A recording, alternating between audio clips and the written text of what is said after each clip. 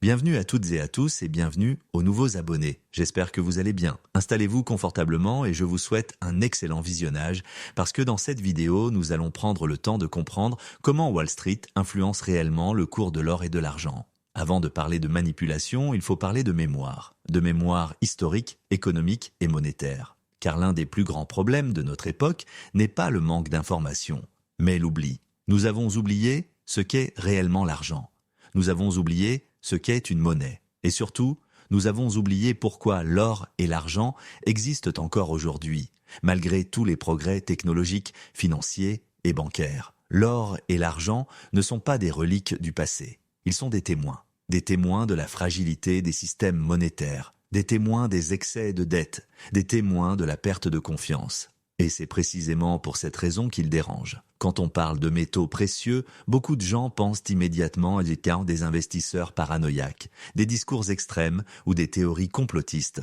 Mais cette réaction est en elle-même révélatrice. Car si l'or était réellement inutile, s'il n'était qu'un simple métal sans importance, alors personne ne chercherait à en contrôler le prix. Et pourtant, le cours de l'or et de l'argent est surveillé, commenté, influencé, parfois brutalement corrigé. Pourquoi ? C'est ce que nous allons comprendre étape par étape. Avant d'expliquer comment un système peut manipuler le prix des métaux précieux, il faut répondre à une question plus fondamentale.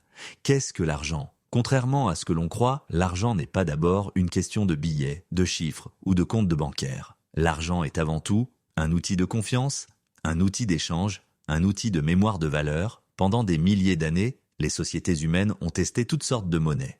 Coquillages, sel, pierres, métaux divers. Mais une seule forme a résisté au temps, aux guerres, aux effondrements et aux révolutions, les métaux précieux. Pourquoi ? Parce qu'ils possèdent des caractéristiques uniques. Ils sont rares, ils sont durables, ils ne peuvent pas être créés artificiellement, ils ne dépendent de personne, l'or n'est la dette de personne, l'argent métal non plus. Et cette indépendance est cruciale. Pendant une grande partie de l'histoire, la monnaie représentait quelque chose de réel. Un billet n'était pas une promesse vague, il était un reçu. Il disait implicitement, quelque part il existe une quantité d'or ou d'argent correspondant à ce billet. Ce système avait un défaut majeur pour les gouvernements et les banques. Il imposait une discipline. On ne pouvait pas créer de la monnaie à l'infini. On ne pouvait pas financer toutes les guerres, tous les déficits, toutes les promesses politiques sans limite. Et c'est précisément cette contrainte qui a fini par devenir insupportable. À chaque fois dans l'histoire, on observe le même schéma. Quand un État dépense trop, s'endette trop, promet trop, il finit par entrer en conflit avec la monnaie honnête. L'or devient alors un problème. Pourquoi ? Parce que l'or révèle la vérité. Quand la monnaie se dévalue, l'or monte. Quand la confiance chute, l'or monte. Quand l'inflation apparaît, l'or monte. L'or est un thermomètre. Et aucun pouvoir n'aime les thermomètres quand la fièvre monte. Le XXe siècle marque un tournant décisif. Les guerres mondiales, la reconstruction, l'explosion de l'État-providence, tout cela coûte extrêmement cher. Et les gouvernements veulent dépenser sans limite immédiate, repousser le coût réel dans le temps. La solution trouvée est simple, dissocier la monnaie de l'or. Progressivement, la monnaie devient abstraite, scripturale, fondée sur la dette. Le billet ne représente plus une richesse existante, mais une promesse future. C'est le moment où l'argent cesse d'être une réserve de valeur pour devenir un outil politique. Une fois la monnaie libérée de l'or, un nouveau problème apparaît. Si l'or monte trop vite, il révèle la perte de valeur de la monnaie, il inquiète les marchés, il envoie un signal de danger. Il devient donc essentiel de gérer son prix. C'est ici que les marchés financiers modernes entrent en scène et notamment Wall Street.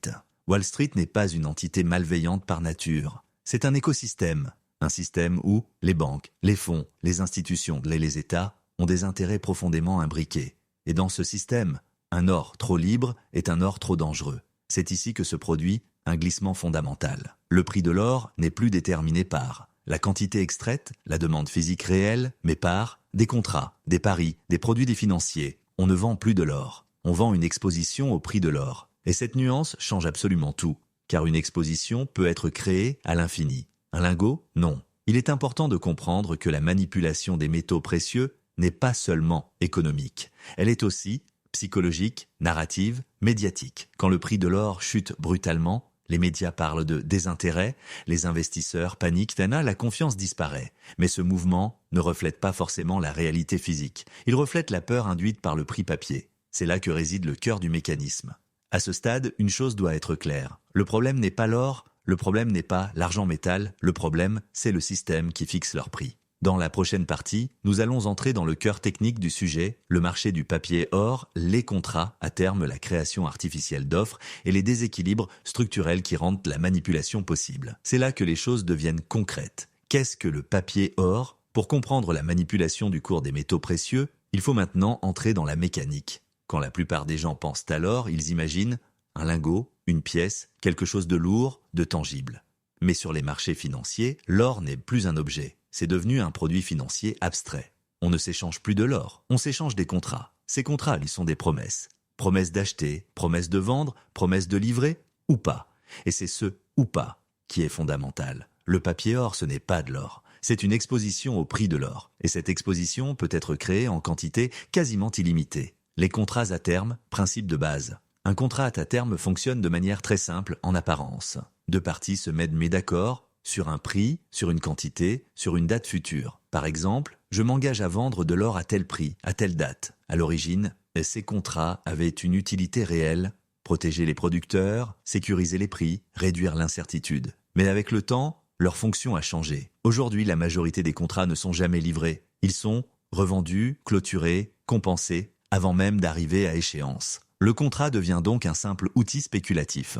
Livraison physique, vs règlement papier, c'est ici que se situe l'un des plus grands malentendus. Quand tu achètes un contrat sur l'or, tu pourrais penser « j'achète de l'or ». En réalité, tu achètes le droit financier lié à l'évolution du prix de l'or.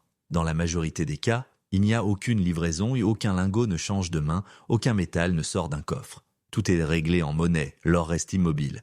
Seuls les chiffres bougent. Cela permet un phénomène extrêmement important. Le même or peut servir de base à des dizaines de contrats simultanément. Le levier. Multiplier l'or qui n'existe pas. Le levier est le carburant du système. Sur les marchés à terme, il n'est pas nécessaire de déposer la valeur totale du contrat. Il suffit de déposer une marge. Par exemple, tu contrôles 100 000 € d'or, avec seulement 5 000 lots de capital résultat, une petite variation de prix crée un énorme impact.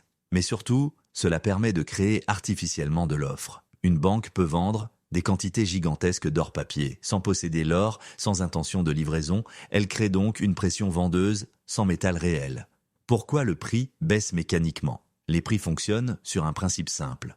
Offre, demande, mais sur le marché du papier or, l'offre n'est pas limitée par la réalité physique. Quand une institution vend massivement, des milliers de contrats, en quelques secondes, le système interprète cela comme « il y a beaucoup d'or à vendre ». Même si cet or n'existe pas. Le prix réagit donc à un signal artificiel créé par le volume papier et non à la rareté réelle du métal. C'est ainsi que le prix peut baisser, alors que les stocks physiques diminuent, alors que la demande réelle augmente.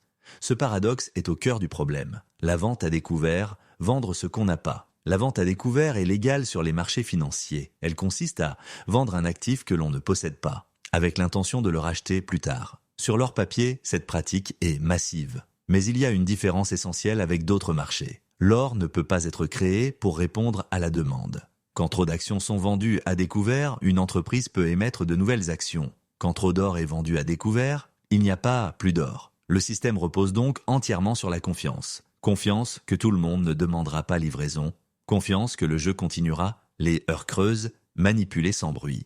Un autre élément clé de la manipulation est le timing. Les ventes massives de contrats ne se produisent que pas au hasard. Elles ont souvent lieu, la nuit, pendant des jours fériés, lors de périodes de faible liquidité. Pourquoi? Parce que, moins il y a d'acheteurs, plus l'impact sur le prix est violent. Une vente qui ferait peu d'effet en pleine séance peut provoquer un effondrement brutal en heures creuses. Ce type d'opération n'a aucun intérêt économique classique. Il a un intérêt psychologique. L'effet psychologique sur les investisseurs. Le prix n'est pas qu'un chiffre, c'est un message. Quand le prix de l'or chute soudainement, les investisseurs paniquent. Les médias parlent de désintérêt. Les analystes changent de discours. Mais la chute n'est pas due à une vente physique, à un abandon réel de l'or. Elle est due à une attaque papier. Et pourtant, l'effet est réel. Des investisseurs vendent, des fonds sortent du marché, la narration change, la manipulation réussit. Wall Street comme centre de gravité. Il est important de préciser une chose essentielle. Ce système ne fonctionne pas dans le vide. Il est concentré autour de grands centres financiers, dont Wall Street. C'est là que se trouvent les grandes banques, les fonds, les chambres de compensation. Ces acteurs ont des capacités financières immenses, un accès privilégié à la liquidité, une influence majeure sur les volumes. Quand quelques acteurs contrôlent la majorité des échanges, le prix devient un outil stratégique. Pourquoi ce système n'implose pas? Une question revient souvent. Pourquoi tout cela ne s'effondre pas? La réponse est simple. Parce que la majorité des acteurs ne demandent jamais livraison. Tant que les contrats sont réglés en monnaie, la confiance reste suffisante, le public ne réclame pas le métal, le système tient. Mais il est fragile, car il repose sur une hypothèse unique. Tout le monde ne voudra jamais le vrai or ni l'argent en même temps. Un décalage de plus en plus visible. Depuis quelques années, un phénomène nouveau apparaît. Le prix papier est sous pression. Mais en parallèle, les primes taux sur le physique augmentent, les délais de livraison s'allongent, certains marchés deviennent tendus. Cela signifie une chose. Le papier et le physique commencent à se dissocier. Et quand cette dissociation s'accentue, le système entre en zone de danger. Quand la manipulation sort de l'ombre, jusqu'ici nous avons parlé de mécanismes, de structures, de logique tas de marché. Mais une question demeure souvent dans l'esprit du spectateur. Est-ce que tout cela est seulement théorique ou est-ce que des manipulations ont réellement été reconnues? La réponse est claire. Oui, certaines manipulations ont été officiellement reconnues, sanctionnées et documentées. Au fil des années, plusieurs grandes institutions financières ont été poursuivies, condamnées, sanctionnées pour manipulation de marché, y compris sur les métaux précieux. Ces sanctions ne concernent pas des rumeurs, elles concernent des pratiques de spoofing, des manipulations de carnets d'ordre, des ventes destinées à influencer les prix.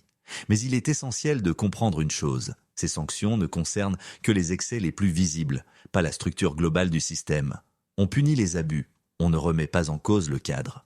Pourquoi le système est toléré à ce stade? Une autre question devient inévitable. Si ce système est biaisé, pourquoi est-il toléré? La réponse tient en un mot, stabilité. Les marchés modernes reposent sur une illusion essentielle, la liquidité permanente. Le papier, or, permet des échanges rapides, des volumes énormes, une apparence de fluidité. Sans ce système, les marchés seraient beaucoup plus volatiles, les prix grimperaient plus rapidement, les déséquilibres apparaîtraient plus tôt. Le papier or agit donc comme un amortisseur artificiel. Il lisse, il retarde, il temporise, mais il ne résout rien. Le mythe du marché libre, on parle souvent de marché libre, mais un marché libre suppose une information équitable, une capacité équivalente d'agir, une absence de domination structurelle. Or, sur le marché des métaux précieux, quelques acteurs concentrent l'essentiel des volumes, disposent d'un de leviers colossaux, influence les prix à court terme.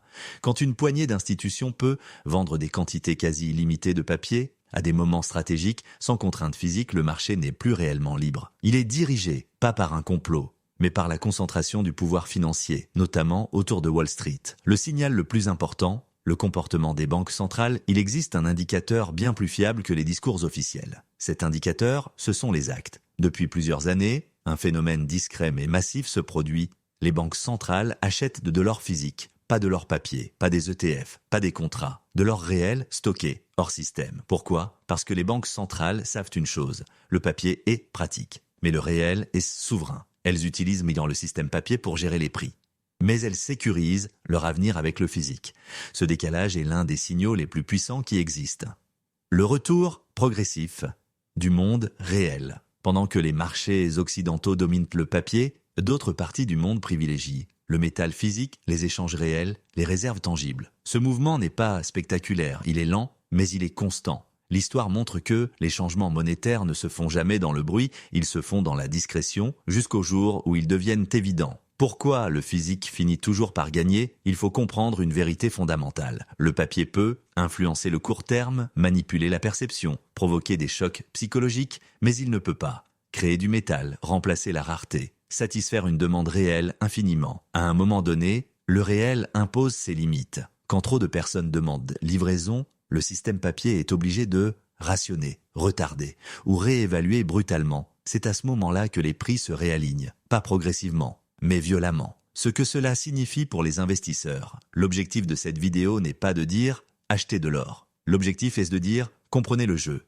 Comprendre que le prix papier est un indicateur imparfait, la volatilité est souvent artificielle. Les chutes brutales sont parfois des opportunités, mais surtout que les métaux précieux ne sont pas faits pour spéculer à court terme. Ils sont faits pour protéger, équilibrer, sécuriser. Ils sont une assurance, pas un ticket de loterie. La plus grande manipulation, la manipulation des esprits. La manipulation la plus efficace n'est pas financière, elle est sémentale. Quand on répète pendant des années que l'or ne sert à rien, qu'il laisse dépasser, qu'il ne rapporte rien. On façonne des comportements, mais quand les crises s'accumulent, quand la monnaie perd du pouvoir d'achat, quand la dette devient incontrôlable, les mêmes réflexes reviennent, toujours. Synthèse finale, ce qu'il faut retenir. Prenons un instant pour résumer calmement. Voici ce que nous avons vu. Le prix des métaux précieux est majoritairement fixé par le marché papier. Ce marché permet de créer une offre artificielle. Quelques acteurs dominants peuvent influencer le court terme, le physique et le papier sont deux réalités différentes. Le système tient tant que la confiance reste suffisante, mais surtout, le réel finit toujours par reprendre ses droits. Si tu retiens une seule chose de cette vidéo, que ce soit celle-ci, le problème n'est pas l'or, le problème n'est pas l'argent métal, le problème, c'est un système qui privilégie l'apparence, repousse les conséquences, manipule la perception, Wall Street peut influencer les prix. Les banques peuvent s'y ingérer la narration. Les médias peuvent orienter le discours. Mais aucune institution ne peut créer du réel à partir du papier indéfiniment. L'histoire est formelle. Conclusion définitive. Les métaux précieux ne sont pas là pour te rendre riche rapidement. Ils sont là pour te rappeler une vérité simple. Tout système basé sur la dette finit par révéler ses limites. Comprendre comment Wall Street influence le cours des métaux précieux, ce n'est pas devenir paranoïaque, c'est devenir lucide. Si cette analyse t'a permis de voir les métaux précieux et les marchés sous un angle différent, alors prends une seconde pour liker la vidéo. Dis-moi en commentaire, penses-tu que le prix officiel de l'or reflète encore la réalité aujourd'hui? Et si tu veux d'autres contenus long format, calmes et approfondis sur la finance, l'argent et les marchés, abonne-toi. Merci d'avoir regardé jusqu'au bout.